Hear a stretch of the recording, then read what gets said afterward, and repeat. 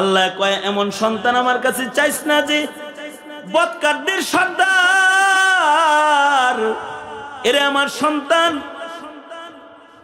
তোমার জন্য দোয়া, তোমাদের জন্য দোয়া, পিতার পক্ষ থেকে আল্লাহর কাছে দোয়া হবে।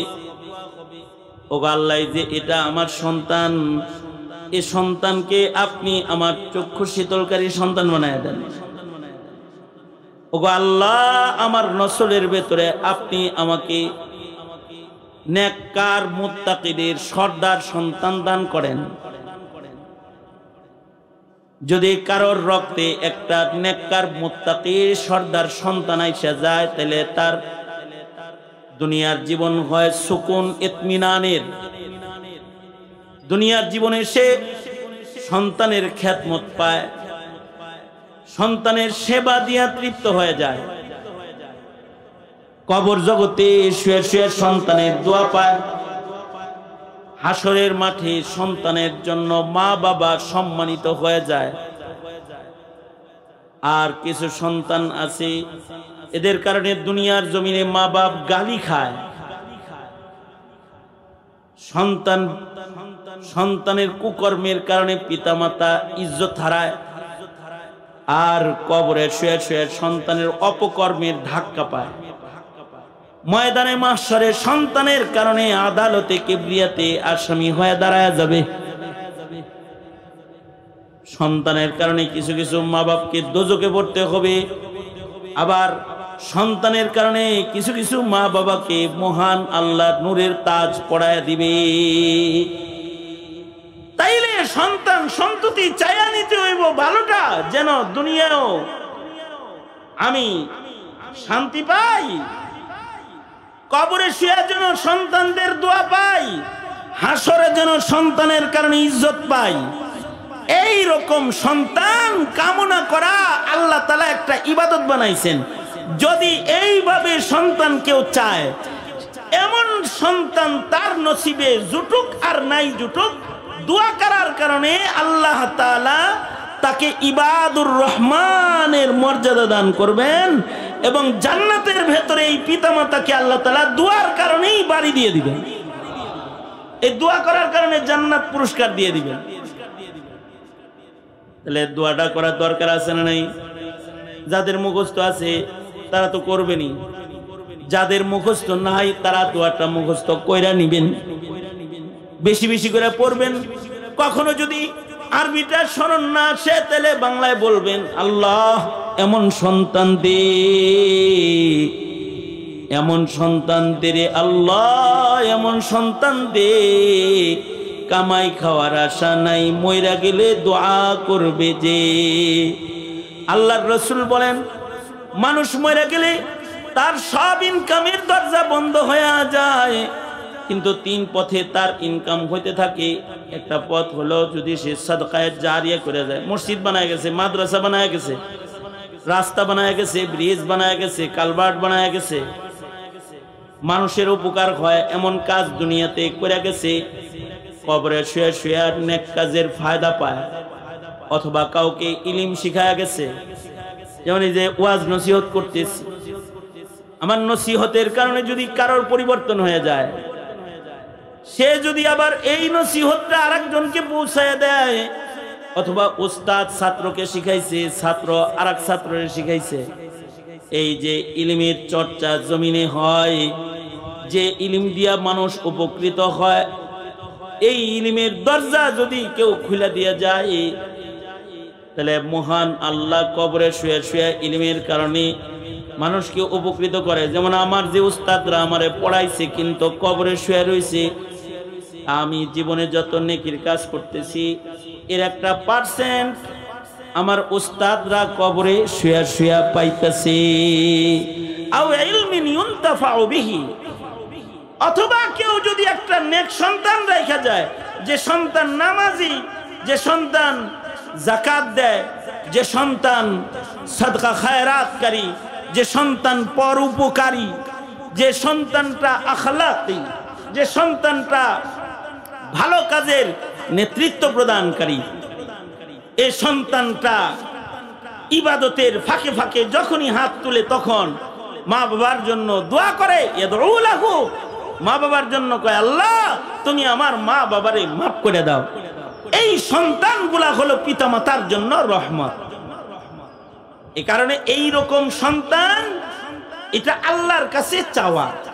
তবে খালি চাইলেই হয় না, যদি না সন্তানকে মেহনত করে প্রস্তুত না করা হয় তো পিতার মেহনতের অভাবে কখনো কখনো প্রজন্ম সন্তান নষ্ট হয়ে যায়। মা বাবা গাফেল মা বাবার গাফলতের কারণে মা বাপ গাফলতি করেছে তো সন্তানগুলা নষ্ট হয়ে যায়। এ কারণে হযরত থানভী রাহমাতুল্লাহ আলাইহি বলেছেন বাপ মোট 3 প্রকার, এর ভেতরে 2 প্রকারের বাবা হলো নিকৃষ্ট আর 1 প্রকারের বাবা হলো উৎকৃষ্ট। নিকৃষ্ট বাপ কারা কারা? নিকৃষ্ট বাবাদের 1 নাম্বার হলো যেই বাবারা সন্তানদেরকে জন্ম দিয়া খাওয়ায় দাওয়ায় বড় কইরা রাস্তায় ছেড়ে দেয়। এটা ভ্যান গাড়ি চালাইলো, রিক্সা চালাইলো, হোটেলে কাম করলো, না চুরি করলো, না গাঁজা খাইলো, না জেনা করলো, কিচ্ছু খবর নেওয়ার সময় এই মা বাবা পায় না। যেই মা বাবাগুলা সন্তান জন্ম দিয়ে রাস্তায় ছেড়ে দেয়, পিতামাতার হিসাবে দায়িত্ব পালনের সুযোগ তাদের হয় না, এমন ভাবনা ধারণা এবং ফিকির চিন্তা যে পিতামাতা লালন পালন করে না, এই মা বাপগুলা হলো জমিনে নিকৃষ্ট বাপদের একদল। এরা নিকৃষ্ট পিতা, যে এরা সন্তানদের ভালো মন্দের চিন্তা করে না। হযরত থানভী রাহমাতুল্লাহ আলাইহি বলেছেন আরেক প্রকারের সন্তান আছে, পিতা আছে, যারা আরেকটু দূরে থেকে দে, যারা এই সন্তানদেরকে আদর করে বেশি কিন্তু আসল আদরটা করে না। তো এই আরেক প্রকারের সন্তান হলো বাপ হলো সন্তানদেরকে শিখায় কিন্তু আদর করে কিন্তু আসল জিনিস দেয় না। তার মানে হলো স্বর্ণের প্লেটে খাওয়ায়, স্বর্ণের গ্লাসে পানি খাওয়ায়, ভালো বাড়ি, ভালো গাড়ি, ভালো মোবাইল, ভালো ল্যাপটপ সব দেয় কিন্তু ইমান দেয় না, ইসলাম দেয় না, দিন দেয় না। এদের ঘর থেকে সন্তানগুলা নাস্তিক মুরতাদ হয়ে বের হয়ে যায়। বুঝেন নাই কথাটা? এরকম কিছু মা বাপ আছে, এরা এমন শিক্ষা দিছে যে সন্তানরা তো আল্লাহ খোদা তো চিনে না, চাচা ভাই বেরাদার বন্ধু বান্ধব এলাকার মানুষও চিনে না, ও শিক্ষিত হয়ে হনুমান হয়ে গেছে। আছে না এরকম কিছু? মানে ও মনে করে এগুলা মানুষ না, মানুষ আমি একলা। ও কিন্তু হাফ প্যান্ট পরে ঘুরে, ও নিজেরে কি মনে করে? মানুষ মনে করে। আর গ্রামে যত বন্ধু বান্ধব আছে, চাচা ফুফা খালু খালা যারা, এমনকি এক পর্যায়ে গিয়ে এরাই এদের বন্ধু বান্ধবকে বাবার পরিচয় জিজ্ঞেস করলে বাবাকে বাড়ির রাখাল হিসেবে পরিচয় করায়ও দেয়। এরকম নিকৃষ্ট হয়ে যায়। কেন? শিক্ষা তো দিছে, শিক্ষিত তো বানাইছে, ডক্টরেট ডিগ্রি তার অর্জন হয়েছে, কিন্তু মা বাপকে বৃদ্ধাশ্রমে পাঠিয়ে দিয়ে তিনি কানাডায় মোজ করতেছে আর নিজের স্বাধীন জীবন যাপন করতেছে। আছে না নাই? জোরে বলেন। এই যে বাপগুলা, এরা সন্তানকে কোটি কোটি টাকা খরচ করে শিক্ষিত বানাইছে কিন্তু মানুষ বানায় নাই। যদি শিক্ষিত বানায়, মানুষ না বানায়, তাইলে এগুলোই হয় শিক্ষিত অমানুষ, শিক্ষিত চোর, শিক্ষিত ডাকাত, শিক্ষিত খুনি, শিক্ষিত স্মাগলার, শিক্ষিত জালেম, শিক্ষিত শয়তানের খাতায় এগুলার নাম চলে যায়। এগুলা শিক্ষিত খুনি হয়। আপনারা বলুন তো, সমাজে মূর্খ খুনি বেশি ভয়ঙ্কর না শিক্ষিত খুনি বেশি ভয়ঙ্কর? সমাজে মূর্খ চোরেরা বেশি ভয়ঙ্কর না শিক্ষিত চোরেরা বেশি ভয়ঙ্কর? মূর্খ ডাকাত বেশি ভয়ঙ্কর না শিক্ষিত ডাকাত ভয়ঙ্কর? শিক্ষিত হয়ে যদি কেউ কসাই হয়ে যায়, তখন মানুষের শরীর কাটাকে নিজের বাণিজ্য বানায় আলায়। আমাদের মানে দেশে এমন কিছু ডাক্তার আছে যে ডাক্তারগুলো যাওয়ার সাথে সাথে কইব অপারেশন, টেস্ট লাগবে অনেকগুলা। আছে না এরকম? এত শিক্ষিত, জান না বুঝছে আপনাকে কেটে দিবে, সিজার করে ফেলবে। নরমাল ডেলিভারি করার কোনো চেষ্টাই করে নাই, পেট কেটে ফেলাইছে। আর আরেকজন আছে আপনার মেয়েটাকে কম খরচে সুন্দর কায়দায় তাকে আপনার বাড়ি পাঠিয়ে দেওয়ার ইন্তজাম করছে, তার জীবনে সে যেন সচল রয়, অচল না হয়ে যায়। এরকম ডাক্তার খুঁজে মুজে পাওয়া যায় না? যায়, যায়, আছে যে তারা পরোপকারী, তারা শিক্ষিত অমানুষ না। আবার শিক্ষিত অমানুষও জায়গায় জায়গায় বসে থাকে, তার মানে শিক্ষা অর্জন করলেও মানবিক গুণটাও অর্জন করে নাই, মানবিক গুণটাও শিক্ষা গ্রহণ করে নাই। এই মানবিকতা অথবা আদর্শ মানুষ অথবা ইমানদার ইবাদত গুজার বান্দা, এটা বানাইবার জন্য গোটা বাংলাদেশে প্রকল্প মাত্র একটা খোলা আছে, মাদারেসে কওমিয়া, যেটা আপনার সন্তানকে তাওহীদ শিখাবে, আপনার সন্তানকে রিসালাত শিখাবে, আপনার সন্তানকে আদর্শ শিখাবে, পাক না পাক শিখাবে, জায়েজ না জায়েজ শিখাবে। আপনি যদি আলেম নাও বানান, কমাস কম যদি 3টা বছর এই মাদ্রাসাগুলোতে নিজের সন্তানগুলোকে একটু ঘুরায় নেন, কমাস কম এইটা আল্লাহ রসুল রে গালি দিবে না। এটা রসুল চিনবে, আল্লাহ চিনবে, কোরআনের মর্যাদা বুঝবে, হালাল হারাম বুঝবে, জায়েজ না জায়েজ বুঝবে। এই পৃথিবীর সবচেয়ে দামি সম্পদ হলো মানব সম্পদ। হীরার দাম বেশি না, স্বর্ণের দাম বেশি না, খনিজ সম্পদের দাম বেশি না, তেলের খনি, গ্যাসের খনি, এগুলোর দাম বেশি না। এই পৃথিবীর না, শুধু সৃষ্টির ভেতরে সবচেয়ে দামি সৃষ্টি, মুকাররম সৃষ্টি, মুআজ্জম সৃষ্টি, সম্মানিত সৃষ্টি এবং মূল্যবান সৃষ্টি হইল মানুষ। মানুষ সম্পদের ভেতরে মানব সম্পদ হলো শ্রেষ্ঠ সম্পদ। মানুষের মূল্য এত বেশি, একটা মানুষ যদি জমিনে থাকে তাইলেও পৃথিবী ঠিক থাকবে। একটা মানুষের কত মূল্য, একজন মানুষ যতক্ষণ জমিনে বসে বলবে আল্লাহ আল্লাহ আল্লাহ, লা তাকুমুস সাআহ, কিয়ামত সংগঠিত হবে না। মানুষের কিরকম দাম, এবং মানুষই সৃষ্টির ভেতরে ওই দামি সৃষ্টি যে আল্লাহর জান্নাতে আল্লাহর বন্ধু হইয়া চিরদিন জান্নাত ভোগের উপযুক্ত। সুবহানাল্লাহ বলেন, আলহামদুলিল্লাহ বলেন। এবার আপনারা বুবা কেউ আছেন না? বুবা নাই তো কেউ?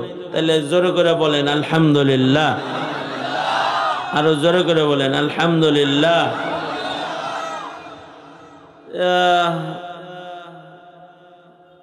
মানুষ হলো সবচেয়ে দামি সৃষ্টি, তবে মানুষ হইলে দাম বেশি। মানুষ যদি অমানুষ হয় তাহলে সবচেয়ে নিকৃষ্ট। ভালো জিনিস পয়সা গেলে বেশি পয়সা যায়, তাই না? পান্তা ভাত খাওয়া যায়, পান্তা বিরিয়ানি খাওয়া যায় তো, হ্যাঁ, এটা ভালো বেশি। বিয়ের দাওয়াত দিয়ে যদি কাউরে ভাত খাওয়ানো হয় তাহলে কয় কিছু ভালা বুড়া খাওয়াইতে পারলো না। ভালা বুলা খাইতে চায়, মানে কি খাইতে চায়? খাইতে চায় একটু বিরিয়ানি, একটু ভালো মানের পোলাও, এগুলো খাইতে চায়। এটা ভালো খানা মনে করতেছে। তা ভালো যেটা, এটা পয়সা গেলে বেশি পয়সা যায়। কিন্তু পান্তা ভাত, পচা ভাত, পচা হইলেও খাওয়ান যায়। 2 দিন আগে আমার বিবি আমাকে সকালবেলায় একটু নরম জাতের খিচুড়ি বাগায় দিছে, খিচুড়ি নাস্তা দিছে। তা আমি খাই আর কই খিচুড়ি এরম লাগে গেলে। পরে বলল যে আব্বু এটা পান্তা ভাত, আম্মু প্রসেসিং করে খিচুড়ি বলে আপনার সামনে দিছে। তার মানে এইরকম প্রসেসিং কিন্তু ভালো খানা যেটা, এটারে করা যায় না। এটা পচা গেলে বেশি নষ্ট হয়ে যায়। মানুষ যেমন দামি, যেমন মূল্যবান, মানুষ যদি অমানুষ হয় তাহলে এটা শুয়ারের চাইতে নিকৃষ্ট হয়ে যায়। কথাটা কার? আমার কথা। আল্লাহ বলেন উলাইকা কাল আনআম উলাইকা কাল আনআমি বাল হুম আদাল। আল্লাহ বলেন যে মানুষ আসলে মনুষ্যত্বের গুণে গুণী না, সে পশুর মতন, বরঞ্চ পশুর চাইতে বেশি খারাপ, নিকৃষ্ট। তার মানে নাজাসুল আইন, শুয়োরটাও এইরকম নিকৃষ্ট মানুষের চাইতে শুয়োর কুকুর ভালো। অথচ শুকর কি? শুকর হলো নাজাসুল আইন, এটা পায়খানার মতো নাপাক। শুকরের সাথে যা ছোঁয়া লাগে ওইটা নাপাক হয়ে যায়, নাজাসুল আইন।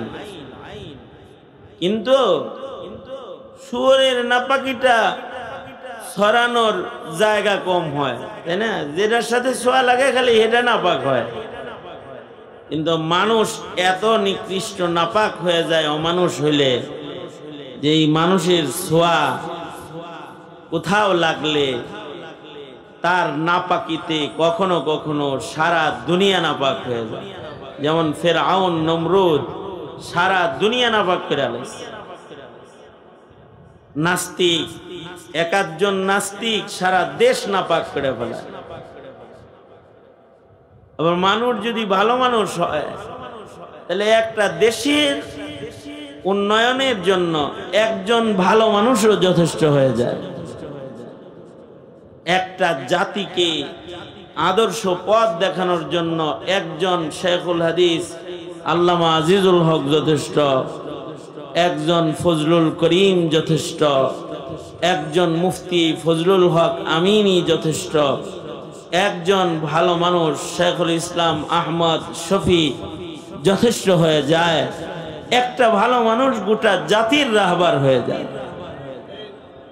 আর যদি মানুষটা হয় হাসিনার মতো, একটার যন্ত্রণায় গোটা দেশে অশান্তির দাবানল দাও দাও করে জ্বলতে রয়, একটার জ্বালায় গোটা দেশ অশান্ত হয়ে যায়। এ কারণে মানুষ তো শ্রেষ্ঠ সম্পদ।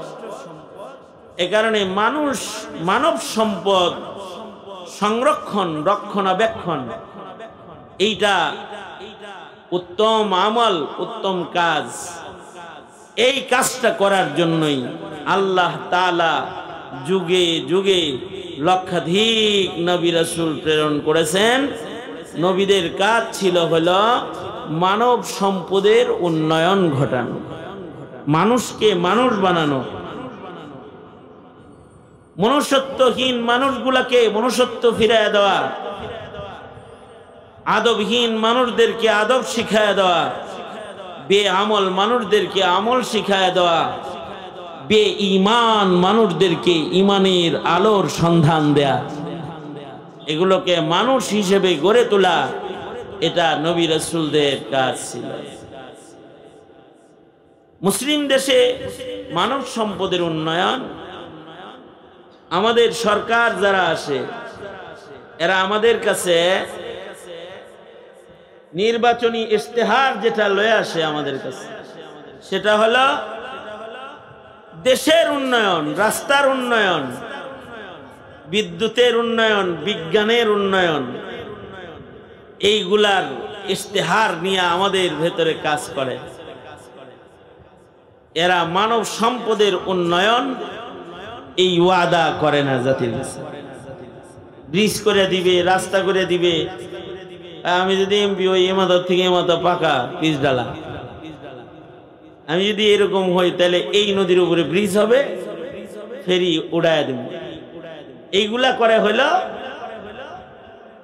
নির্বাচনী ইশতেহার, দেশের উন্নয়ন করে, কিন্তু মানুষের উন্নয়ন করতে ওয়াদায় আবদ্ধ হয় না। হাফিজ হুজুর রহমতুল্লাহি আলাইহি বটগাছ মার্কায় ইলেকশন করেছিলেন, মুরব্বীরা জানে। হাফিজ হুজুরের নির্বাচনী ইশতেহারে ছিল যে আমি মানব গঠনে প্রত্যেকটা গ্রামে একটা একটা করে নুরানি মক্তব কায়েম করব। যদি আমি প্রেসিডেন্ট হই তো 68,000 গ্রামে 68,000 মাদ্রাসা করে দেব। আল্লাহু আকবার। তার মানে 68,000 গ্রামে ইমানের বাতি জ্বালায়া দিমু, আমলের গাছ লাগায়া দিমু, মানুষকে মানুষ হওয়ার আদর্শ শিখানোর ফ্যাক্টরি বানায়া দিমু। সন্তানগুলা ভিতরে ঢুকবো আর ওরা আদর্শ মানুষ হয়ে বের হয়ে যাইব, এটা করে দিব। এটা ছিল নির্বাচনী ইশতেহার।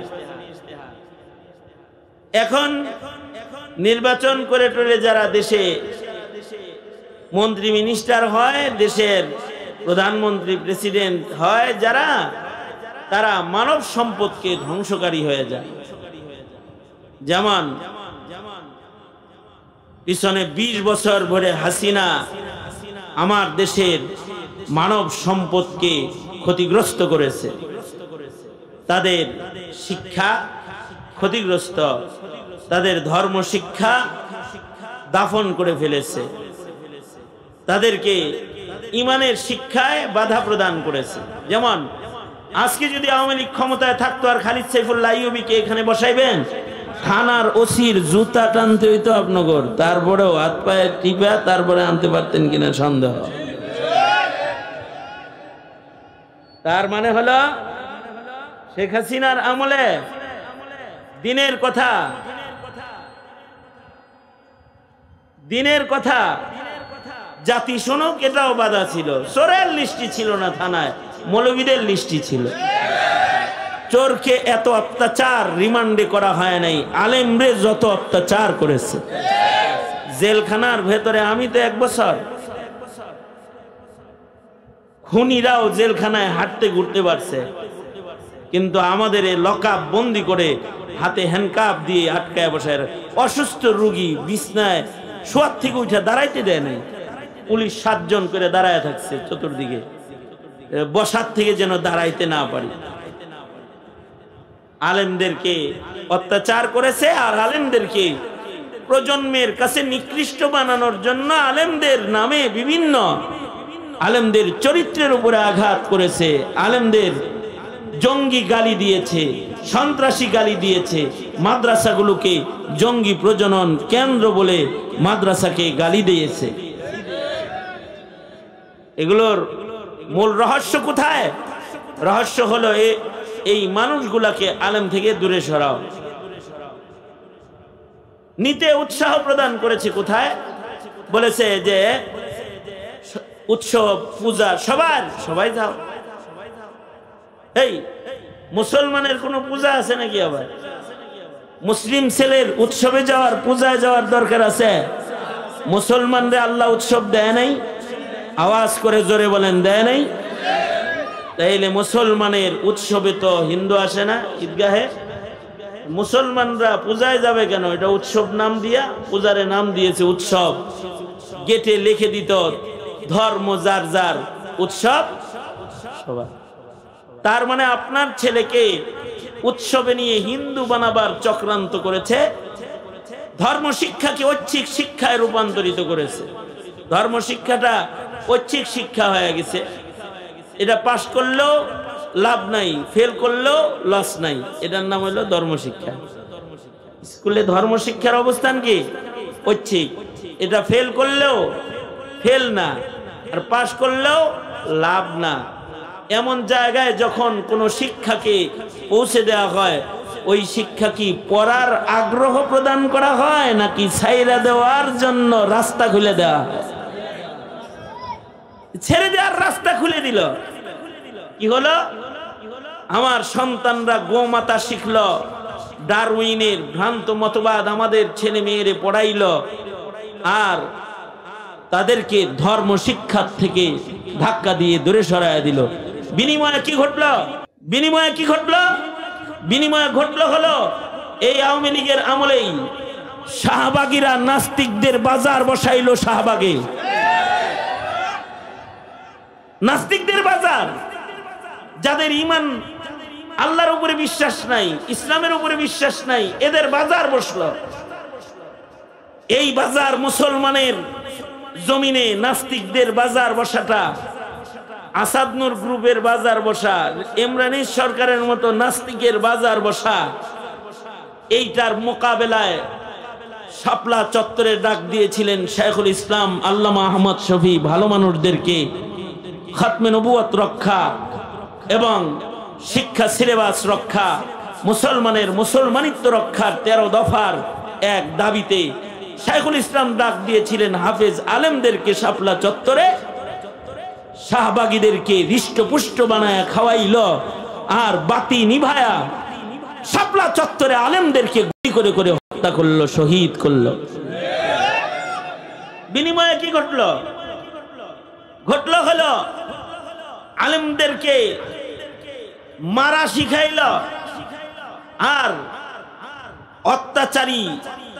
অত্যাচারীদের বিজয়, নাস্তিক মুরতাদদের বিজয়ের রাস্তা খুলে দিল।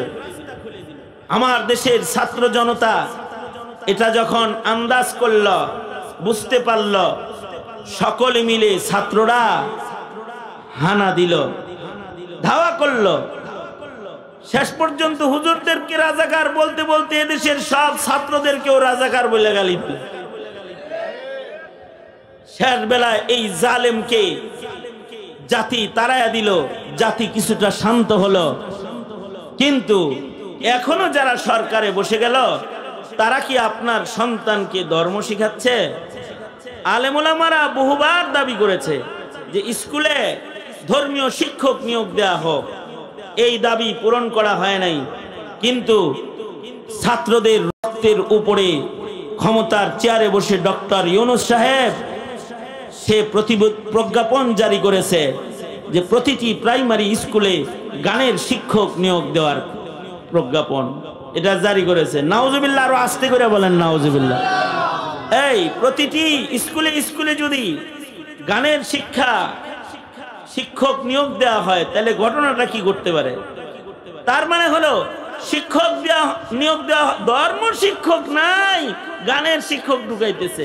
তার মানে হলো আপনার প্রতিটি স্কুলে মুসলমানের সন্তানগুলাকে, মুসলমানদের মানব সম্পদগুলাকে ধ্বংস করার জন্য তাদেরকে গান বাদ্যের ক্লাসিক্যাল আয়োজনে, ক্লাসের আয়োজনে, এটা টিচারের মাধ্যমে টিচিং পজিশনে নিয়ে তারপরে এটাকে এই সমাজে ইস্টাবলিশ করার পায় তারা যদি করে ফেলে, কি হবে জানেন? হবে হলো হাসিনা তো শুধু মন্দিরে যাইতে কইছিল আপনার ছেলেরে, কিন্তু ডক্টর ইউনূস যে কাম করতেছে এটা হলো আপনার ঘরটাকেই মন্দির বানাইবার চক্রান্ত এঁটে ফেলেছে। কারণ আপনার ছেলে মেয়ে আপনার কাছে এসে কি বলবে জানেন? বলবে, আগে বলতো আব্বু খাতা কিনে দাও, কলম কিনে দাও, হ্যাঁ পেন্সিল কিনে দাও, জ্যামিতি বক্স কিনে দাও, এগুলো কইতো না। এখন শিক্ষক নিয়োগ হইলে বাইতে এসে বলবে, আব্বু একতারা কিনে দাও, দুতারা কিনে দাও, ঢোল তবলা কিনে দাও, হারমোনি কিনে দাও, কমাস কমে একটা গিটার কিনে দাও। নাউজুবিল্লাহ জোরে করে বলেন। আর যদি সন্তানের হাতে এগুলোই সামান হয়ে যায়, এগুলো যদি সন্তানের সামান হয়ে যায়, তখন মন্দিরে যায় গান শোনা লাগবো না, ঘরের ভিতরেই মন্দির, ঘরের ভিতরে মন্দির। বলুন তো, ঘর যদি মন্দির হয়ে যায়, মনুষ্যত্ব রক্ষা হবে তা? ইমানদারি রক্ষা হবে তা? মুসলমানিত্ব রক্ষা হবে তা? কখনো কি চিন্তা করি এগুলো, যে আমাদের সমাজ, আমাদের প্রজন্ম, আমার ঘর, আমার সন্তান, এটা কি সন্তান রেখে যাইতেছি? যে চিন্তা করি কখনো? আমি আপনি তো কবর পথের যাত্রী, কিন্তু প্রজন্ম যাদেরকে রেখে গেলাম তারা কি নেককার নাকি বদকার, এটা চিন্তা করলাম না। অথচ মানব সম্পদ আল্লাহর কাছে, মানুষের ঘরে মানুষ হইল সবচেয়ে বড় সম্পদ আল্লাহর পক্ষ থেকে যেটা পায়। একটা মা বাপের কাছে তার সন্তানের চাইতে দামি আর কিছু নাই। বুঝে থাকলে বলেন তো, মা বাবার কাছে টাকার দাম বেশি না ছেলে মেয়ের দাম বেশি? স্বর্ণের দাম বেশি না ছেলে মেয়ের দাম বেশি? ডুপ্লেক্স বাড়ির মূল্য বেশি নাকি সন্তানের মূল্য বেশি? সন্তান বাঁচাইতে বাড়ি ঘর বাবা মা ছেড়ে দেয় না, সন্তান বাঁচাইতে গাড়ি ছেড়ে দেয় না, সন্তান বাঁচাইতে স্বর্ণ অলংকার টাকা করিকে মা বাবারা কোরবানি দেয় না। তার মানে পিতামাতার কাছে দামি ধন হলো তার ঘরের সন্তান।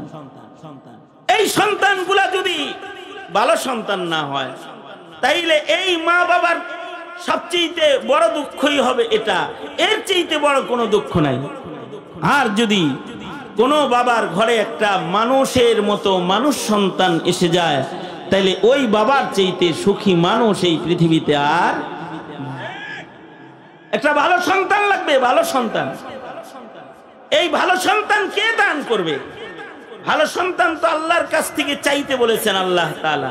কারণ বলুন তো, সন্তান দাতাকে, ছেলে দেয় কে, মেয়ে দেয় কে? মাজার, দরগা, হাজার দরবার, সন্তান মিলে, ছেলে মেয়ে মিলে তো কে দেয়? জোরে আওয়াজ করে বলেন। সন্তান দাতা কে? আল্লাহ তাআলা সন্তান দেয়। যারা ছেলে দেওয়ার তাকে ছেলে দেয়, যারা মেয়ে দেওয়ার তাকে মেয়ে দেয়। কাউকে আবার শুধু ছেলে দেয়, কাউকে শুধু মেয়ে দেয়। নিজের ইচ্ছায় কেউ ছেলের বাপ হইতে পারে না।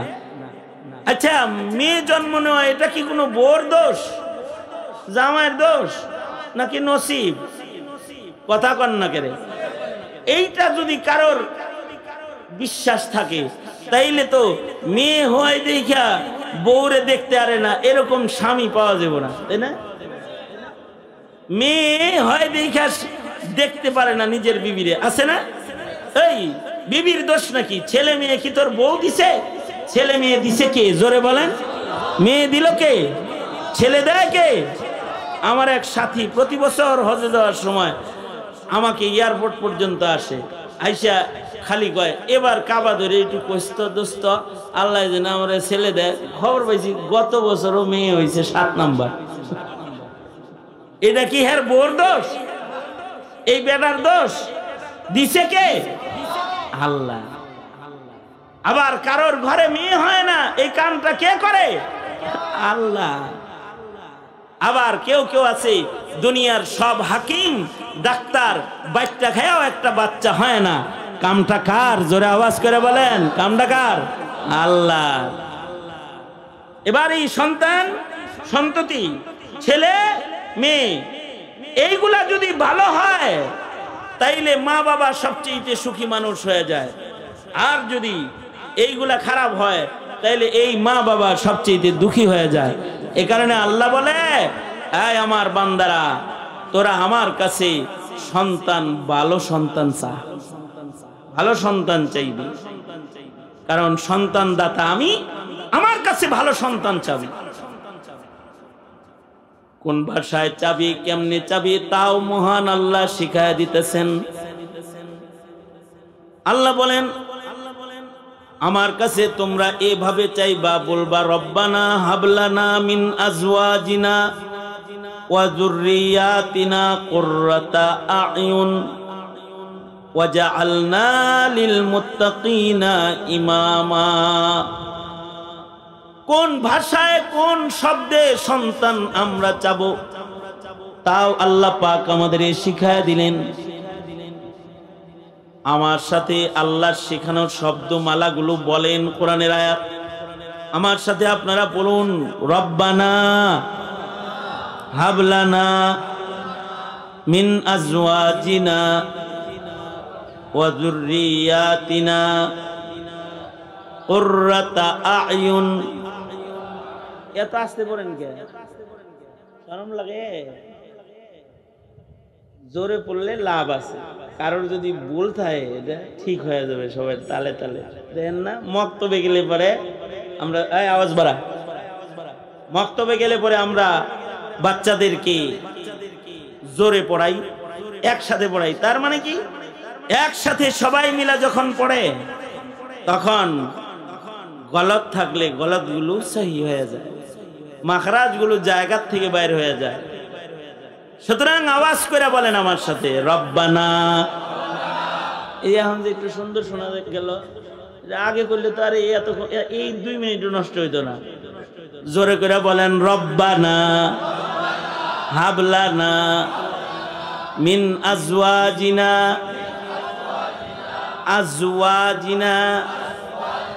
ওয়া যুররিয়াতিনা। ওনে হইল জার, জাল, কয়ে দিয়ে রব্বানা হাবলানা মিন আজওয়াজিনা ওয়া যুররিয়াতিনা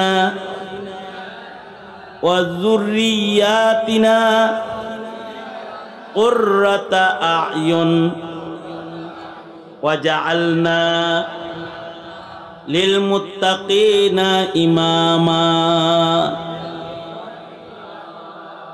তার মানে হলো বান্দা বলবে, ওগো আল্লাহ, আপনি আমার বিবি, আমার সন্তানদের ভেতরে, আমার যুররিয়াত থেকে এমন নসল আমাকে দান করেন। ওগো আল্লাহ, বিবি থেকে এমন সন্তান আমি আপনার কাছে চাই, যে সন্তান হবে আমার চোখের শীতলতা, যে সন্তান দেখলে আমার চক্ষু শীতল হয়ে যাবে। তার মানে হলো সন্তান দুই প্রকার। এক প্রকারের সন্তান দেখলে চোখ শীতল হয়ে যায়, আর এক প্রকারের সন্তান বাবা মার চোখের পানি জড়ায়। সন্তান কয় প্রকার?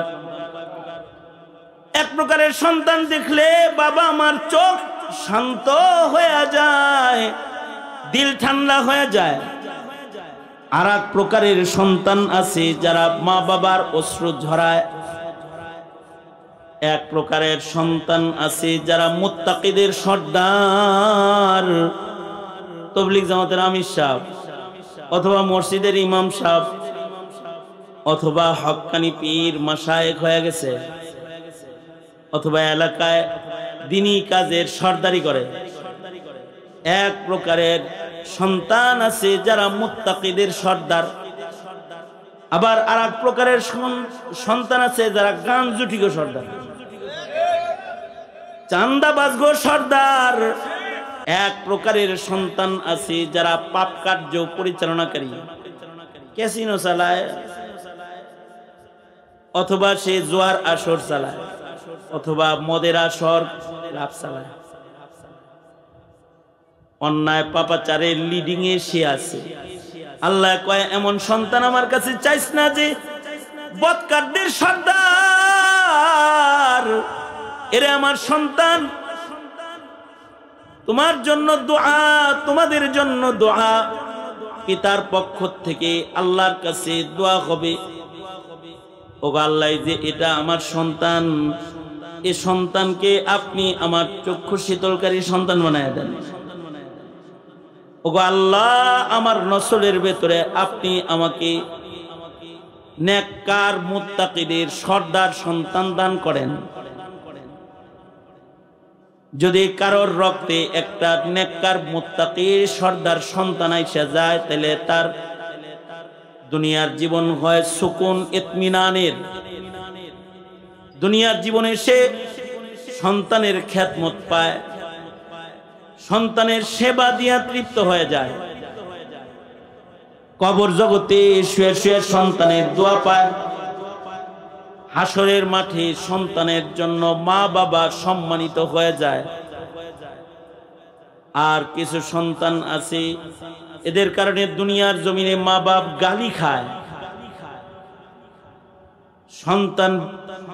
সন্তানের কুকর্মের কারণে পিতামাতা ইজ্জত হারায়। আর কবরে শুয়ে শুয়ে সন্তানের অপকর্মের ধাক্কা পায়। ময়দানে মাহশরে সন্তানের কারণে আদালতে কিবরিয়াতে আসামি হয়ে দাঁড়ায় যাবে। সন্তানের কারণে কিছু কিছু মা বাপকে দোজখে পড়তে হবে। আবার সন্তানের কারণে কিছু কিছু মা বাবাকে মহান আল্লাহর নূরের তাজ পরায় দিবে। তাইলে সন্তান সন্ততি চায়া নিতে হইব ভালোটা, যেন দুনিয়াও আমি শান্তি পাই, কবরে শুয়ে যেন সন্তানদের দোয়া পাই, হাসরে যেন সন্তানের কারণে ইজ্জত পাই। এই রকম সন্তান কামনা করা আল্লাহ তাআলা একটা ইবাদত বানাইছেন। যদি এইভাবে সন্তান কেউ চায়, এমন সন্তান তার নসিবে জুটুক আর নাই জুটুক, দোয়া করার কারণে আল্লাহ তাআলা তাকে ইবাদুর রহমানের মর্যাদা দান করবেন এবং জান্নাতের ভেতরে এই পিতামাতাকে আল্লাহ তাআলা দোয়ার কারণেই বাড়ি দিয়ে দিবেন। এই দোয়া করার কারণে জান্নাত পুরস্কার দিয়ে দিবেন। তাহলে দোয়াটা করার দরকার আছে না নাই? যাদের মুখস্থ আছে তারা তো করবেনই, যাদের মুখস্থ নাই তারা দোয়াটা মুখস্থ কইরা নিবেন, বেশি বেশি করে পড়বেন। কখনো যদি আরবিটা স্মরণ না আসে তাহলে বাংলায় বলবেন, আল্লাহ এমন সন্তান দে, এমন সন্তান দে রে আল্লাহ, এমন সন্তান দে কামাই খাওয়ার আশা নাই, মইরা গেলে দোয়া করবে যে। আল্লাহর রাসূল বলেন, মানুষ মইরা গেলে তার সব ইনকামের দরজা বন্ধ হয়ে যায়, কিন্তু তিন পথে তার ইনকাম হইতে থাকে। একটা পথ হলো যদি সে সাদকায়ে জারিয়া করে যায়, মসজিদ বানায় গেছে, মাদ্রাসা বানায় গেছে, রাস্তা বানায় গেছে, ব্রিজ বানায় গেছে, কালভার্ট বানায় গেছে, মানুষের উপকার হয় এমন কাজ দুনিয়াতে করে গেছে, কবরে শুয়ে শুয়ে নেক কাজের ফায়দা পায়। অথবা কাউকে ইলম শিখায়া গেছে, যেমন এই যে ওয়াজ নসিহত করতেছি, আমার নসিহতের কারণে যদি কারোর পরিবর্তন হয়ে যায়, সে যদি আবার এই নসিহতটা আরেকজনকে পৌঁছায় দেয়, অথবা উস্তাদ ছাত্রকে শিখাইছে, ছাত্র আরেক ছাত্রকে শিখাইছে, এই যে ইলমের চর্চা জমিনে হয়, যে ইলম দিয়া মানুষ উপকৃত হয়, এই ইলমের দরজা যদি কেউ খুলে দিয়ে যায়, তাহলে মহান আল্লাহ কবরে শুয়ে শুয়ে ইলমের কারণে মানুষকে উপকৃত করে। যেমন আমার যে উস্তাদরা আমারে পড়াইছে কিন্তু কবরে শুয়ে রয়েছে, আমি জীবনে যত নেকির কাজ করতেছি এর একটা পার্সেন্ট আমার উস্তাদরা কবরে শুয়ে শুয়ে পাইতেছে। আও ইলমিন ইউনতাফাউ বিহি, অথবা কেউ যদি একটা নেক সন্তান রেখে যায়, যে সন্তান নামাজি, যে সন্তান যাকাত দেয়, যে সন্তান সাদকা খায়রাতকারী, যে সন্তান পরোপকারী, যে সন্তানটা আখলাকি, যে সন্তানটা ভালো কাজের নেতৃত্ব প্রদানকারী, এই সন্তানটা ইবাদতের ফাঁকে ফাঁকে যখনই হাত তুলে তখন মা বাবার জন্য দোয়া করে, ইয়াদউ লাহু, মা বাবার জন্য কয়, আল্লাহ তুমি আমার মা বাবারে মাফ করে দাও। এই সন্তানগুলা হলো পিতামাতার জন্য রহমত। এই কারণে এই রকম সন্তান এটা আল্লাহর কাছে চাওয়া। তবে খালি চাইলেই হয় না, যদি না সন্তানকে মেহনত করে প্রস্তুত না করা হয়, তো পিতার মেহনতের অভাবে কখনো কখনো প্রজন্ম সন্তান নষ্ট হয়ে যায়।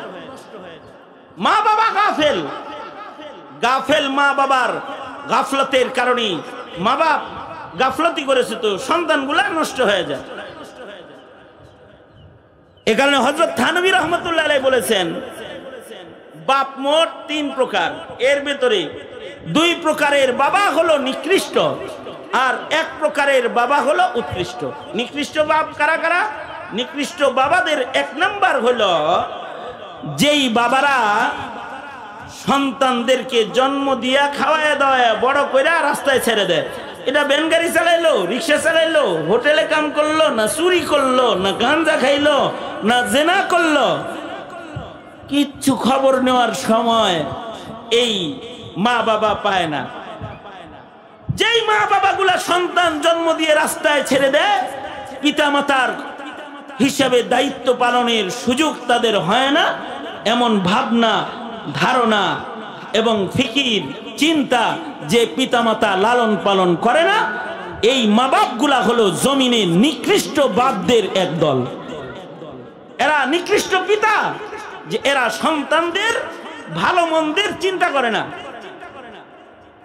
হযরত থানভী রাহমাতুল্লাহ আলাইহি বলেছেন, আরেক প্রকারের সন্তান আছে, পিতা আছে, যারা আরেকটু দূরে থেকে দেয়, যারা এই সন্তানদেরকে আদর করে বেশি, কিন্তু আসল আদরটা করে না। তো এই আরেক প্রকারের সন্তান হলো, বাপ হলো সন্তানদেরকে শিখায় কিন্তু আদর করে, কিন্তু আসল জিনিস দেয় না। তার মানে হলো স্বর্ণের প্লেটে খাওয়ায়, স্বর্ণের গ্লাসে পানি খাওয়ায়, ভালো বাড়ি, ভালো গাড়ি, ভালো মোবাইল, ভালো ল্যাপটপ সব দেয়, কিন্তু ঈমান দেয় না, ইসলাম দেয় না, দিন দেয় না। এদের ঘর থেকে সন্তানগুলা নাস্তিক মুরতাদ হয়ে বের হয়ে যায়। বুঝেন না এই কথাটা? এরকম কিছু মা বাপ আছে, এরা এমন শিক্ষা দিছে যে সন্তানরা তো আল্লাহ খোদা তো চিনে না, চাচা ভাই বেরাদার বন্ধু বান্ধব এলাকার মানুষও চিনে না, ও শিক্ষিত হয়ে হনুমান হয়ে গেছে। আছে না এরকম কিছু? মানে ও মনে করে এগুলা মানুষ না, মানুষ না, মানুষ আমি একলা। ও কিন্তু হাফ প্যান্ট পরে ঘুরে, ও নিজেরে কি মনে করে? মানুষ মনে করে। আর গ্রামে যত বন্ধু বান্ধব আছে, চাচা ফুফা খালু খালা যারা, এমনকি এক পর্যায়ে গিয়ে এরাই এদের বন্ধু বান্ধবকে বাবার পরিচয় জিজ্ঞেস করলে বাবাকে বাড়ির রাখাল হিসেবে পরিচয় করায়ও দেয়। এরকম নিকৃষ্ট হয়ে যায়। কেন? শিক্ষা তো দিছে, শিক্ষিত তো বানাইছে, ডক্টরের ডিগ্রি তার অর্জন হয়েছে, কিন্তু মা বাপকে বৃদ্ধাশ্রমে পাঠিয়ে দিয়ে তিনি কানাডায় মোজ করতেছে আর নিজের স্বাধীন জীবন যাপন করতেছে। আছে না নাই? জোরে বলেন। এই যে বাপগুলা, এরা সন্তানকে কোটি কোটি টাকা খরচ করে শিক্ষিত বানাইছে, কিন্তু মানুষ বানায় নাই। যদি শিক্ষিত বানায়, মানুষ না বানায়, তাইলে এগুলোই হয় শিক্ষিত অমানুষ, শিক্ষিত চোর, শিক্ষিত ডাকাত, শিক্ষিত খুনি, শিক্ষিত স্মাগলার, শিক্ষিত জালেম, শিক্ষিত শয়তানের খাতায় এগুলার নাম চলে যায়। এগুলা শিক্ষিত খুনি হয়। আপনারা বলুন তো, সমাজে মূর্খ খুনি বেশি ভয়ঙ্কর না শিক্ষিত খুনি বেশি ভয়ঙ্কর? সমাজে মূর্খ চোরেরা বেশি ভয়ঙ্কর না শিক্ষিত চোরেরা বেশি ভয়ঙ্কর? মূর্খ ডাকাত বেশি ভয়ঙ্কর না শিক্ষিত ডাকাত ভয়ঙ্কর? শিক্ষিত হয়ে যদি কেউ কসাই হয়ে যায়, তখন মানুষের শরীর কাটাকে নিজের বাণিজ্য বানায় আলায়।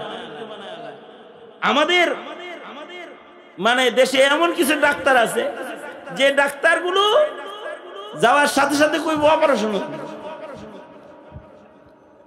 টেস্ট লাগবে অনেকগুলা। আছে না এরকম?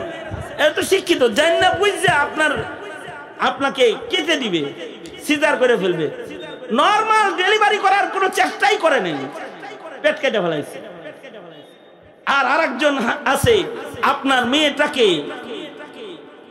কম খরচে সুন্দর কায়দায় তাকে আপনার বাড়ি পাঠিয়ে দেওয়ার ইন্তজাম করছে, তার জীবনে সে যেন সচল রয়, অচল না হয়ে যায়। এরকম ডাক্তার খুঁজে মুজে পাওয়া যায় না? যায়, যায়, আছে যে তারা পরোপকারী, তারা শিক্ষিত অমানুষ না। আবার শিক্ষিত অমানুষও জায়গায় জায়গায় বসে থাকে, তার মানে শিক্ষা অর্জন করলেও মানবিক গুণটাও অর্জন করে নাই, মানবিক গুণটাও শিক্ষা গ্রহণ করে নাই। এই মানবিকতা অথবা আদর্শ মানুষ অথবা ইমানদার ইবাদত গুজার বান্দা, এটা বানাইবার জন্য গোটা বাংলাদেশে প্রকল্প মাত্র একটা খোলা আছে, মাদারেসে কওমিয়া, যেটা আপনার সন্তানকে তাওহীদ শিখাবে, আপনার সন্তানকে রিসালাত শিখাবে, আপনার সন্তানকে আদর্শ শিখাবে, পাক না পাক শিখাবে, জায়েজ না জায়েজ শিখাবে। আপনি যদি আলেম নাও বানান, কমাস কম যদি 3টা বছর এই মাদ্রাসাগুলোতে নিজের সন্তানগুলোকে একটু ঘুরায় নেন, কমাস কম এইটা আল্লাহ রসুল রে গালি দিবে না। এটা রসুল চিনবে, আল্লাহ চিনবে, কোরআনের মর্যাদা বুঝবে, হালাল হারাম বুঝবে, জায়েজ না জায়েজ বুঝবে।